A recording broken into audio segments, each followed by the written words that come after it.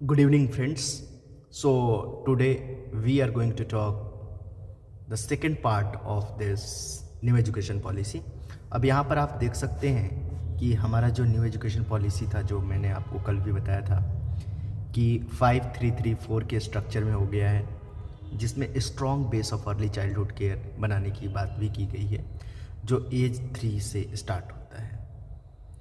तो आप ये सारी चीज़ें देख सकते हैं कि करंटली जो चिल्ड्रन हैं एज ग्रुप के 3 से 6 को कवर नहीं किए जाते थे, क्लास 1 से बिगिन होता था, तो अभी बाल वाटिका कर दिया गया है। बाल वाटिका 1, 2, 3 फिर फर्स्ट क्लास, इस तरीके से। अब हम आगे नेक्स्ट पढ़ते हैं तो ये देखते हैं कि 85% जो चिल्ड्रन हैं उनका जो ब्रेन डेवलपमेंट होता है, जो 85% चाइल्ड्स कम्युलेटिव ब्रेन डेवलपमेंट होता है, वो एज 6 के करीब में होता है। Rest of the 15% of the brain है वो डेवलपमेंट फर्दर होते रहता है। सो ये जो early childhood care and education जो है वो इम्पॉर्टेंट हो जाता है। इसीलिए अभी आपने ये भी देखा होगा कि जितने भी एजुकेशन के एग्जामिनेशंस हैं उसमें अलग अलग करने की बात की गई है कि बीएड, उसके बाद डीएलएड, उसके बाद आपको बाल वाटिका टीचर्स। तो जिनके पास ये अर्ली चाइल्डहुड केयर का डिग्री रहेगा वही ये कर सकते हैं। तो बाल वाटिका का भी अलग से निकलेगा vacancies, and at the same time इसका प्रिंसिपल का भी पोस्ट अलग से रहेगा, जो स्कूल्स जो है बाल वाटिका के लिए रहेगा। Now coming to the next important thing कि इसमें जो early childhood care education system है, इसमें बहुत सारे चीज़ों को डेवलप करने की बात की गई है। जैसे अगर आप देख सकते हैं social capacity, sensitivity, good behaviour, courtesy, ethics, personal, public cleanness, team work and cooperation. This is a very great concept है that how you can say that a full human being could be made from the early stage itself। अब now यहाँ पर आप देख सकते हैं कि जो आइडियली क्या क्या चीज़ कंसिस्ट कर रखा है, multifaceted, multi level, play based, activity based, inquiry based learning comprising alphabets, language, numbers. मतलब what they are trying to do कि whatever the skill you are having, and जिस भी स्किल में, जिस भी इन्वायरमेंट में सुटेबल इन्वायरमेंट मिल रहा है तो बच्चे का डेवलपमेंट बेहतर हो सके। इसीलिए आप देख सकते हैं problem solving, drawing, painting, visual arts, craft, drama, puppetry, music, movement etcetera, all this things has been provided in under this. Now यहाँ पर आप देख सकते हैं कि national curriculum pedagogical framework for early childhood care education ये भी develop किया गया है for children up to the age of 8 years तक के बच्चों के लिए ये डेवलप किया गया है। और डेवलप कौन किया है? एनसीईआरटी। कितने पार्ट में किए गए हैं? 2 पार्ट में। You can see 2 parts, namely 0 to 3 years के लिए एंड 3 to 8 ईयर्स के लिए। तो ये चीज़ याद रखिएगा बिकॉज ये इंपॉर्टेंट है आपको एग्जामिनेशन पॉइंट ऑफ व्यू से। नेक्स्ट हम देखते हैं तो अर्ली चाइल्डहुड केयर एजुकेशन में आप ये देख सकते हैं कि इसमें इंस्टीट्यूशन क्या क्या कंसिस्ट कर रहा है। तो anganwadi colocated with where primary schools, ये बहुत सारे स्टेट गवर्नमेंट में स्टार्ट भी कर दिया गया है। एंड अगर आप देखेंगे तो जो अर्ली आंगनवाड़ी जो में काम करने वाली जो सेविका हैं उनको 6 मंथ का ब्रीजिंग कोर्स भी करना है अर्ली चाइल्डहुड केयर के लिए, ताकि वो प्रिपरेटरी क्लासेस को पढ़ाने लायक यानी कि बाल वाटिका को समझने लायक बन सके। आप यहाँ देख सकते हैं प्रिपरेटरी क्लास। तो ये जो प्रिपरेटरी क्लास है ये आप देख सकते हैं बाल वाटिका, डेट इज़ बिफोर क्लास 1।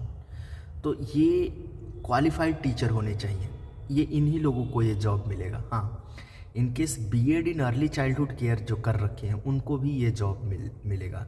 तो अभी KVS, NVS and air force schools, any other school जहाँ पर नर्सरी से 12th क्लास तक का है वहाँ पर बाल वाटिका टीचर्स आजकल होने लगे हैं। Coming to the next important thing जो हम लोग अब देखना जा रहे हैं कि अर्ली चाइल्डहुड केयर के अलावा कंटिन्यूअस प्रोफेशनल डेवलपमेंट, ये भी आप ये बेसिकली कंटिन्यूअस प्रोफेशनल डेवलपमेंट जो है वो क्लास 6th क्लास से शुरू किया गया है। बट इसका मोटिव ये है कि जो बच्चे हैं उनमें ऑलरेडी स्किल्स का आइडेंटिफिकेशन हो सके, जो भी उनका नेचुरल वे ऑफ ग्रोइंग है उसमें आइडेंटिफाई हो सके। मैंने जो आपको तभी कह रहा था कि 10+2 के बाद 6 मंथ का सर्टिफिकेट प्रोग्राम, ये किन के लिए है 6 मंथ वाला? तो जो आंगनवाड़ी वर्कर्स ऑलरेडी हैं, बी इट सेविका। अब जो अदर हैं उनके लिए 2 इयर्स का कोर्स है। At the same time 1 year का डिप्लोमा जो है वो प्रोवाइड करता है IGNOU, but this is not valid everywhere. 1 year वाला वैलिड नहीं होता, 2 ईयर वाला वैलिड होता है most of the time. Now coming to the next thing जो आपको याद रखना है कि जो ये तैयार किया गया है ECC करिकुलम, ये बेसिकली किन के द्वारा तैयार किया गया है? तो ministry of HRD human resource development, women and child development, health and family welfare and tribal affairs. तो आप रीजन समझ रहे होंगे कि how Indian government has tried to collaborate and integrate each and other ministries so that all kind of facilities, possible possibilities and facilities could be provided to the children. Coming to the next important thing, यहाँ पर देखिए involvement of NGOs भी है जिनका वो बात किया गया है। So they are trying to make educational institution as a hub of learning center of each and everything. आप ये national mission for foundational literacy and numeracy देख सकते हैं, ये किसके द्वारा सेटअप किया गया है? तो ministry of human resource development के द्वारा। तो ये भी आपको याद रखना है because this question might come. आपको SDG याद रखना है कि कौन से SDG में क्या गोल है। Coming to the next important thing जो आप यहाँ पर देख रखे होंगे कि जो PTR रेशियो है, पीपल टीचर रेशियो, वो कितना है? 30 स्टूडेंट पर 1 in normal areas, but at the same time if there is some kind of disadvantaged students or socio-economically backward and tribal location है तो वहाँ पर 25:1 रखना है। तो आप ये चीज़ याद रखिएगा, this is very much important, this might be asked in your examination. अब ये आप देख सकते हैं कि 3 मंथ्स का इनको स्कूल प्रिपरेशन मॉड्यूल भी तैयार करना रहता है प्ले स्कूल्स वालों के लिए, ECCE वालों के लिए, और ये BET NCERT और SCERT कोई भी तैयार कर सकता है।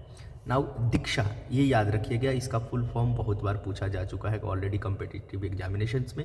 ये दीक्षा का मतलब क्या है? Digital infrastructure for knowledge sharing, and this is becoming very important as we are knowing that now everything is being transform to digitalized mode, so this becomes important, Diksha वाला जो पॉलिसी एंड प्रोग्राम है। Coming to the next important thing जो यहाँ पर children are enable to learn the optimally when they are undernourished और unwell. यहाँ पर आप इस चीज़ को समझिए, अभी शुगर के बारे में लेकर के जो इशूज़ है वो काफ़ी ज़्यादा इंडिया में फैल गया है, तो शुगर को भी लेकर के डायबिटिक क्लासेस वगैरह चलाया जा रहा है, अवेयरनेस सिस्टम फैलाया जा रहा है ताकि जो एक साइड लोग ओबेसिटी के स्टूडेंट्स जो ओबेसिटी के शिकार हो रहे हैं उनको गुड डाइटेटरी प्रैक्टिसेस को बताना है।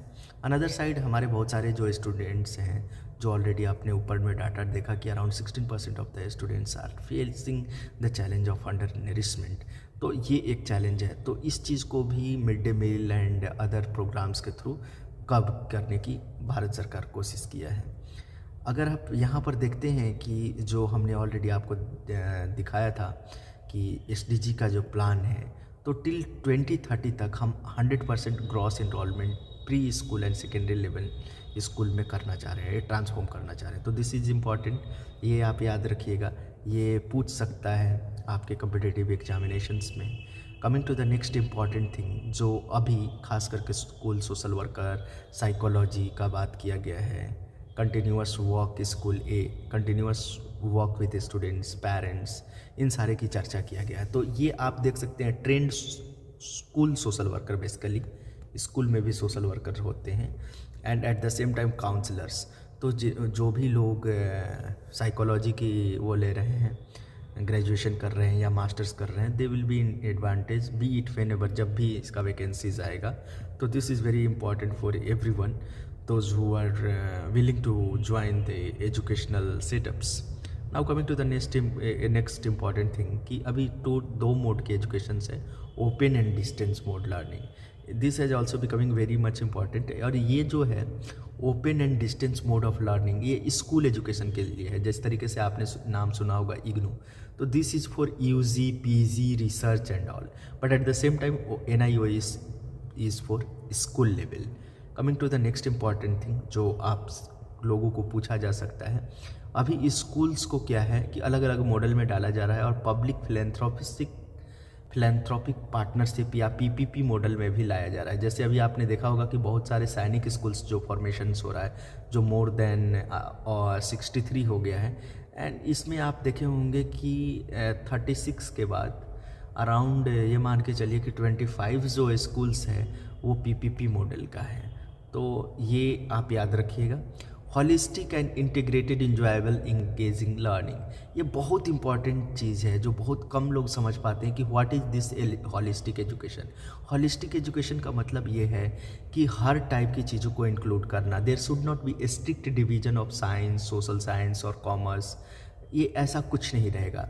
And at the same time you will be having the non academic activities like co curricular activities like yoga, sports and other activities, co-curricular, extra co-curricular activities, everything will be included in this holistic। तो ये चीज़ आप याद रखिएगा, ये this is very much important, this might be asked in your competitive examinations। यहाँ पर देखिए already ये डिवाइड किया है, जो हमने आपको पहले बताया था कि हमारा जो डिज़ाइन है वो 5334 में किया गया है। इसमें फाउंडेशनल स्टेज है जो 2 पार्ट में डिवाइड किया गया है, 3 years of anganwadi and pre school जिसको हम लोग बोलते हैं, and 2 years of primary school grade 1 and 2, both together covering 3 to 8 years। Preparatory stage में 3 to 5 है ग्रेड, जो कि एज ग्रुप कितना है 8 से 11। मिडल में 6 to 8, एज ग्रुप कितना है 11 से 14। सेकेंडरी में स्टेज में 9 से 12 ग्रेड का, और 2 phases में अगेन ये डिवाइड किया गया है, 9th and 10th first phase and 11th and 12th second phase. तो इस तरीके से कवरिंग द एज 14 to 18 हो गया, मतलब कि 5334 हो गया। तो this has been scientifically done, and here also the students will get so much of privilege to shift from one course to another। Now coming to the next important thing which is very much important and that might be asked in your examination, जो कि अभी application, ideas, problem solving जो attitude है, critical thinking पर जोर दिया गया है, नॉट रोट लर्निंग पे। तो remember this thing. Even experimental learning not only in science but even in social science is becoming very much important, क्योंकि ये प्रैक्टिकल एक्सपेरिमेंटल लर्निंग जो है वही प्रॉब्लम को सोल्व करना सिखा सकता है। तो यहाँ पर ये इम्पॉर्टेंट हो जाता है, जो मैंने अभी ऑलरेडी आपको बता दिया कि होलिस्टिक एजुकेशन जो है उसमें vocational, academic, curriculum, extra curricular, co curricular, everything is added together. Now coming to the next important thing which you should know is, ये जो ग्रेड 3 का है, यहाँ पर आपने देखा होगा कि even we are focusing on Indian languages which is very much important to solve out the problem of the nation, and here we should have the idea of integrated through language also। इसीलिए आपने देखा होगा 3 language policy and all, ये हमारा 8th schedule of the Indian constitution में discuss किया गया है। Now coming to the next important thing, new education policy के बारे में आप देखेंगे तो 6th क्लास से जो है यहाँ पर स्किल बेस्ड ट्रेनिंग देने की बात की गई है, जिसको वोकेशनल स्टडी ट्रेनिंग कहा जाता है फ्रॉम 6th क्लास ऑनवर्ड्स। तो this is very much important also, तो ये आपको जानना है। और लैंग्वेज के थ्रू हम लोग एक भारत श्रेष्ठ भारत की भी चर्चा कर रहे हैं या बनाना चाह रहे हैं, और आप लोग जान रहे होंगे कि till 2047 we are planning to make India a विकसित भारत। तो इसमें इन चीज़ों को मद्देनज़र रखते हुए हमने अपने एजुकेशन पॉलिसी को ऐसा फ्रेम किया है कि ये ज़्यादातर लोगों को बेनिफिट पहुंचा सके। Again we are emphasising more on Sanskrit, तो सिंपल स्टैंडर्ड संस्कृत है SSS, and Sanskrit through Sanskrit, तो हम लोग अपने कल्चर वगैरह को भी वो करने के लिए, मतलब पावरफुल रखने के लिए संस्कृत का इम्पोर्टेंस इसमें डाले हैं। क्लासिकल लैंग्वेजेस को भी जगह दिया गया है, जैसे पाली, पर्शियंस, प्राकृत, ऑल मलयालम, उड़िया, जितने हैं क्लासिकल लैंग्वेजेस हमारे जो हैं तमिल, तेलुगु, कन्नड़, मलयालम, उड़िया, इनके साथ क्लासिकल लैंग्वेजेस जैसे पाली वगैरह को भी ऐड कर किया गया है लिंग्विस्टिक्स में।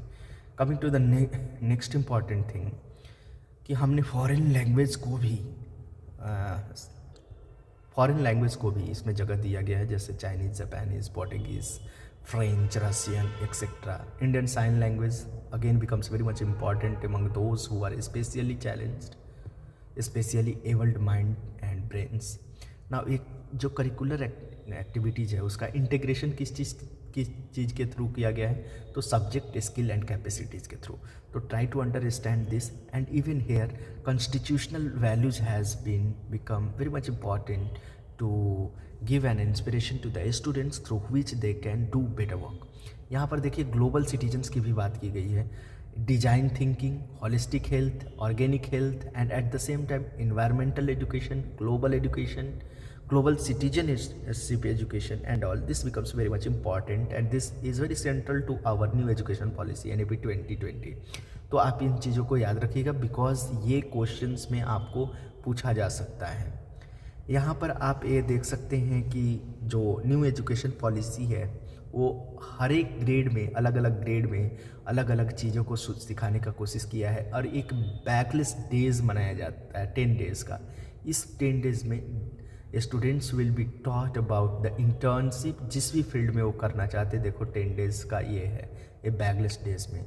तो इस समय इनको विलेज का, डिस्ट्रिक्ट का, साइंस सेंटर्स घुमा करके इनको आपको सिखाया जाएगा, वोकेशनल ट्रेनिंग दिया जाएगा एंड डूइंग व्हाट्स राइट।